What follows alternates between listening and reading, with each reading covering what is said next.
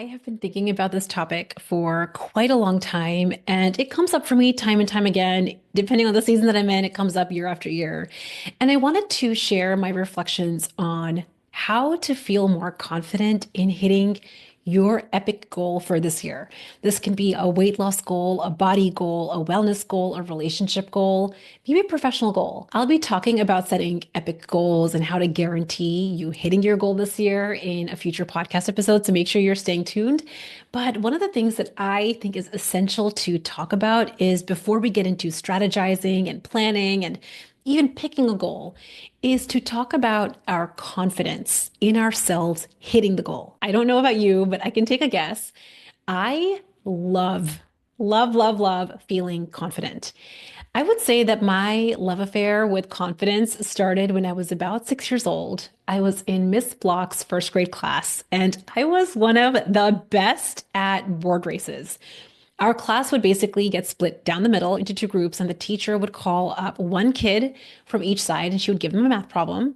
And you had to be, this was like old school chalkboard times. Like I know now they have technology and all kinds of electronic boards, but we had old school chalkboards where each person from either side of the group would have to go up and do the math problem. And then the moment you finish the math problem, you had to quickly sit on the ground. The first person to sit on the ground, having completed the math problem correctly, would win. The winner was always between me and this other kid, Jerome. Now, Jerome was fast, but guys, I was faster. I felt so confident that I was really good at math. I knew without a shadow of a doubt that I was going to help my side of the classroom, my team win. I could feel my side of the classroom rooting for me. I could feel that gust of excitement and energy and belief in myself because I knew that I was really good at this. I realize now, as I've been reflecting on this, that I had no concept of course, when I was 6 years old, and I mean, even when I was in my 30s, I had no concept of this. But my brain was being trained at a really young age to seek external validation to feel confident. I was seeking external validation to measure my value and my worth with my class, to measure my capabilities, to measure my ultimate success. Now, as a 6 year old and as I was growing up, as I'm sure is true for so many of you, this is not something that we're actually conscious of. I just noticed that the peers on my team wanted me on their team.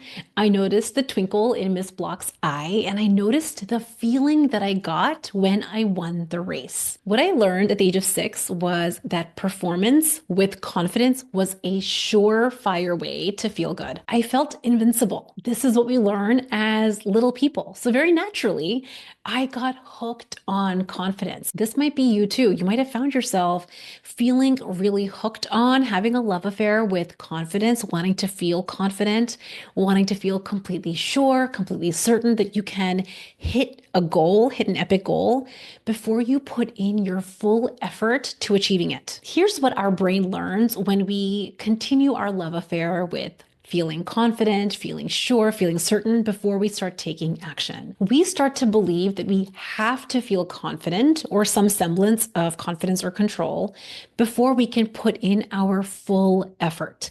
And I think that part of the reason is because, especially as professional women, we are so busy, we have so many things going on in our life. It's very normal to have that story in your mind. Why would I put in my full effort if I cannot be completely sure and confident of my future success? But I want you to see how this can create a really downward spiral in actually hitting the goal.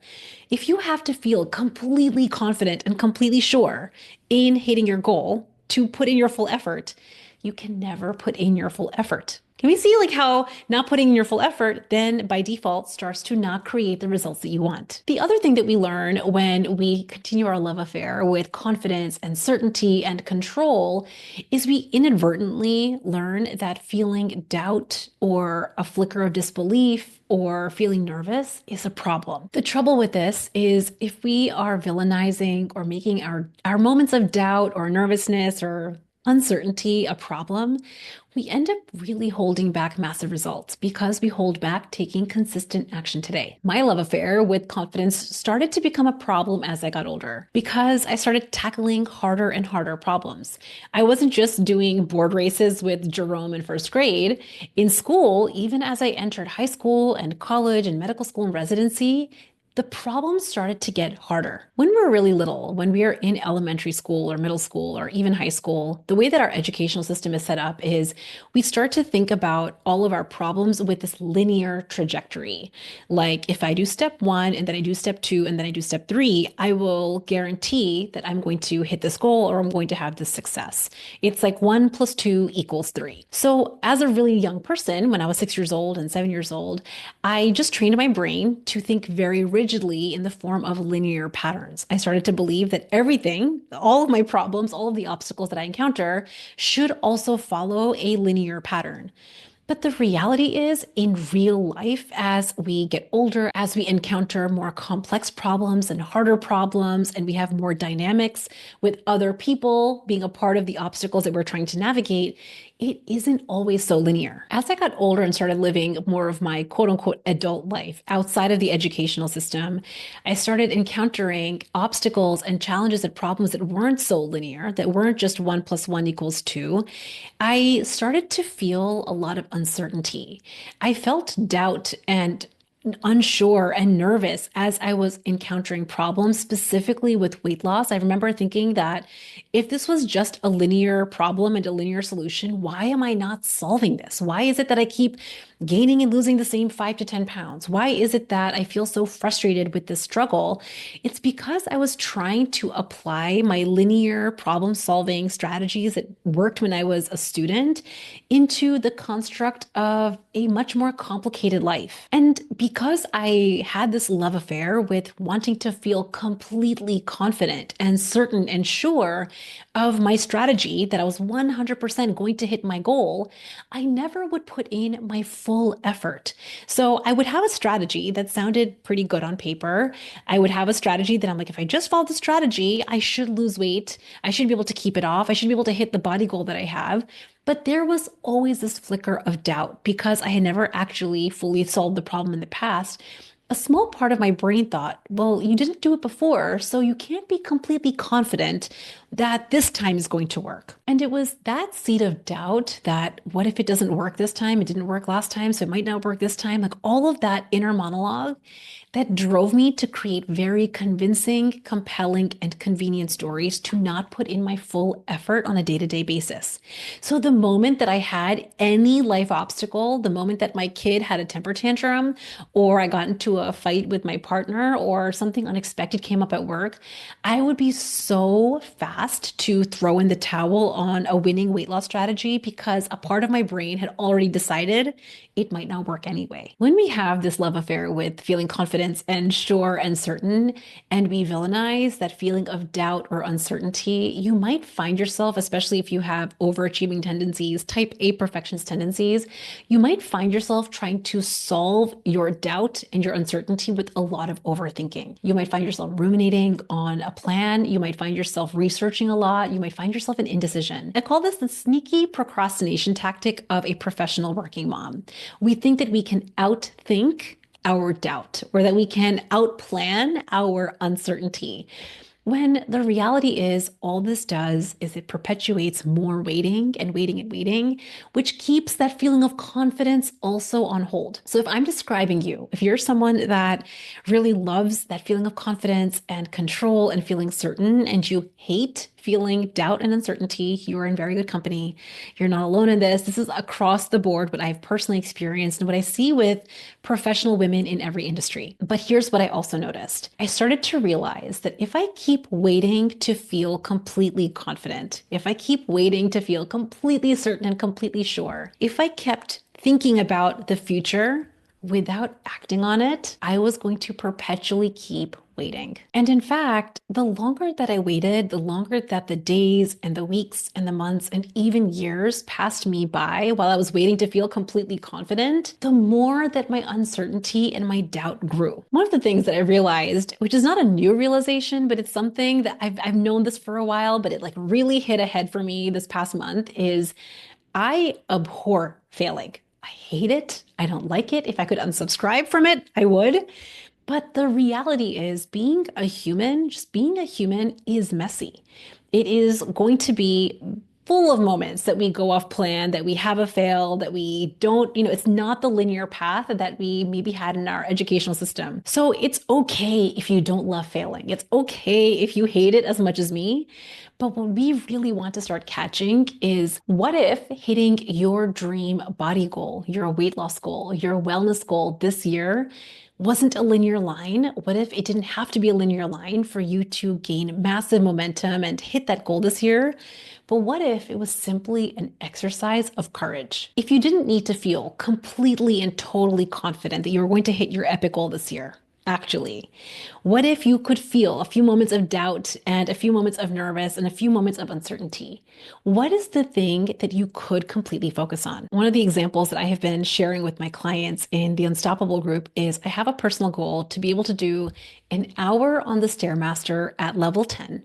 If I attempted that right now, I feel like I'm losing a lung. I feel completely out of breath. I can just do, at the start of this year, I could only just do a few minutes on the Stairmaster because my endurance is so terrible. And I realized that this is a perfect example and an analogy that I want to use for today's podcast episode. I am not at all confident that I can do an hour on the Stairmaster without losing a lung. I have zero confidence because I have not done it yet. I can theoretically imagine it, but it's so far away from me. It's such an epic goal for me that I have no confidence. But what I can be confident about is my next step today. I'm completely confident that I can actually do 5 minutes on the Stairmaster today. And I'm completely confident that next week I can add a minute. I can do 6 minutes on the Stairmaster next week. And once I do that, I can be completely confident that I can add a seventh minute. So sometimes, especially overachievers that have type A perfectionist tendencies, we have this desire to flash forward. We want to feel completely confident that we can hit our epic goal. But this is virtually impossible because you haven't done it yet. So rather than putting on the pressure of needing to feel completely confident and certain, imagine that you simply practice feeling complete confidence and certainty in this next moment, in this next step. Let yourself have doubt whether you're going to hit the epic goal. Don't make the doubt a problem, but just focusing on the next step is going to help drive your brain to take more action this year. One of my favorite examples in this is just like another example. The Stairmaster is a good example, but another example, I remember when I started in my OBGYN residency as an intern on day one, I didn't really know how to hold a scalpel. I had no idea how to treat certain medical conditions. I had not performed surgery. I had never done a C-section. I hadn't delivered a baby. There were so many things as an intern that I had not done. I was full of doubt and uncertainty and not being sure of myself. I didn't have any footing in place to navigate learning how to become an OBGYN physician. But over the course of 4 years, by just focusing on the next step of being a student, of learning how to hold a scalpel, learning how to do just the next small piece of the procedure, over time, one step at a time, one foot in front of the next, over 4 years, I started to create confidence. This is true. And I even think back on that first grade example of me feeling so confident that I was the best at math, even against Jerome. I don't think I actually started out feeling confident. The very first time that I went up to do board races, the very first time that Miss Block created this game to begin with, I'm fairly certain that I walked up to that chalkboard feeling uncertain and nervous and my heart racing and doubt. It was only after I started performing, after I started taking action, started doing the board races and showing myself that I'm actually good at this, that I started to feel confident. So my biggest lesson over the past many years, and the thing I've been reflecting on so much and why I wanted to record this podcast episode, is because I really want to normalize that it's okay if you only feel confident after you have achieved your goal. You don't have to feel completely confident beforehand. Imagine that instead of wasting time forcing ourselves or waiting for confidence on the big epic goal, we just focused on being confident in the next small step, in how you show up this week, today, now. And then imagine that you've repeated that next step 100 times. where do you think you would be? I am guessing that you would absolutely hit your epic goal this year. One of my favorite things about this concept that we're talking about today is you get to teach this to your kids. I know that there's so many moments that our children feel doubt and nervous and they're unsure and they're uncertain about navigating a sticky situation or a problem or an obstacle. And rather than placating them with, you've got this, or feeling like you're just fake, falsely cheerleadering them, which they can feel and we feel too. Imagine that we didn't have to placate their doubt or their uncertainty anymore. Imagine that we help them simply focus on their next step. So, the way to feeling confident, how to feel confident this year, is to give yourself permission to not feel completely confident at first. Just take the next small step this week, today, now. And I promise, if you just do that again and again and again, you will start to create so much self-trust and eventually even confidence. I hope that you loved this conversation and this reflection that I have been having with myself.